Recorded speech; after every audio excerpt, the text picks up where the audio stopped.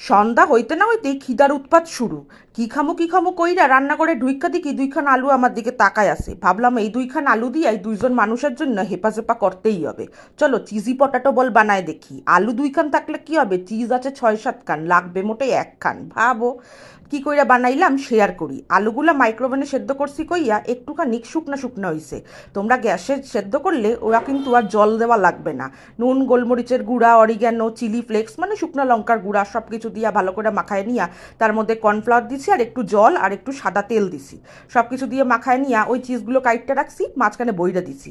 এইবারে কড়াইতে সাদা তেল গরম কইরা এই বলগুলা সব ভাইজা নিমু লাল লাল কইরা। ইয়া কিন্তু একটুখানি তেলের পর আঁচটা একটু বেশি রাখতে হবে, নইলে কিন্তু সাইরা যাবে, ভেতরে চিজ আছে তো। ব্যাস গরম গরম চায়ের লগে বা সুদা সুদা উঠায় দাও। দারুণ হয়েছিল কিন্তু খাইতে। এইরকম চটপট রেসিপি পাওয়ার জন্য চ্যানেলটাকে সাবস্ক্রাইব করে রাখো। ধন্যবাদ।